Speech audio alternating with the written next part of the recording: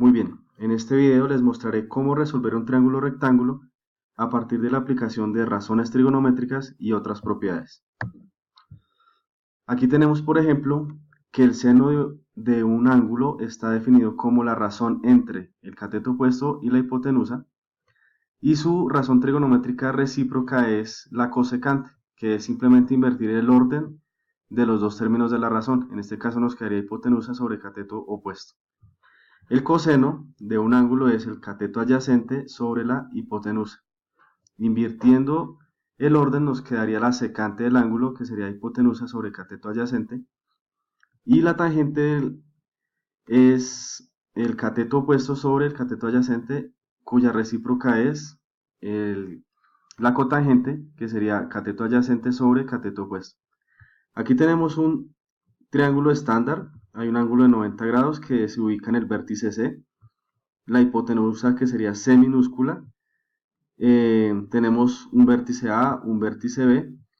En el vértice A ubicamos el ángulo alfa, en el vértice B ubicamos el ángulo beta, y si cruzamos del vértice A, cruzamos el triángulo, encontramos el lado A minúscula. La A, la B y la C minúscula se utilizan para los lados, mientras que las mayúsculas para los vértices. Tenemos acá, por ejemplo, el teorema de Pitágoras.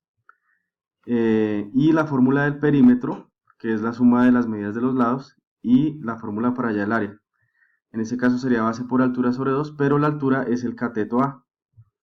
Y si yo sumo los tres ángulos de un triángulo rectángulo, voy a obtener 180 grados. Pero sabiendo que ya hay uno de 90, que es el ángulo que está en C, nos queda entonces que alfa más beta necesariamente tiene que ser igual a 90 grados. Es decir, son ángulos complementarios.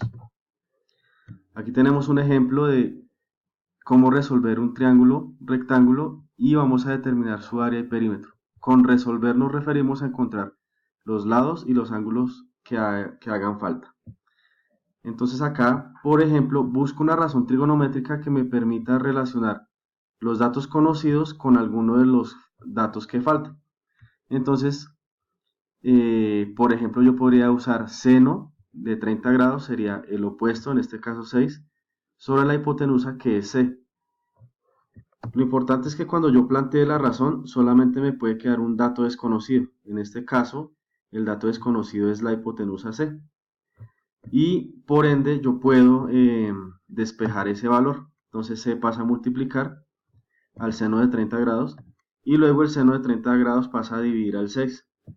Y el seno de 30 grados es un medio. Y si hacemos este cociente, obtenemos que C es igual a 12. Ahora, ya tengo dos lados, el 6 que estaba inicialmente y el 12 que acabo de encontrar. Por ende, si aplico el teorema de Pitágoras, puedo resolver el lado que falta. Entonces, aplico la definición, reemplazo los datos. Aquí tengo entonces que b cuadrado es igual a 144 menos 36 y b es la raíz de 108, que descomponiéndolo en factores primos sería 6 raíz de 3. Ahora, partiendo de la definición de alfa más beta es igual a 90, entonces ya conozco alfa, que sería 30 grados, entonces me falta despejar el valor de beta.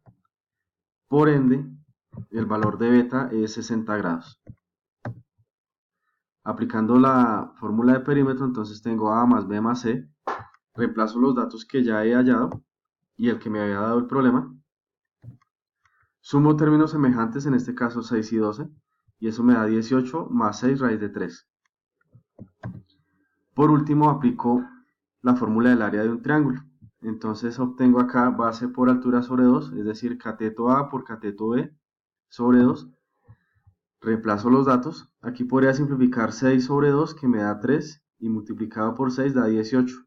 18 raíz de 3. Y así hemos hallado los valores que faltan.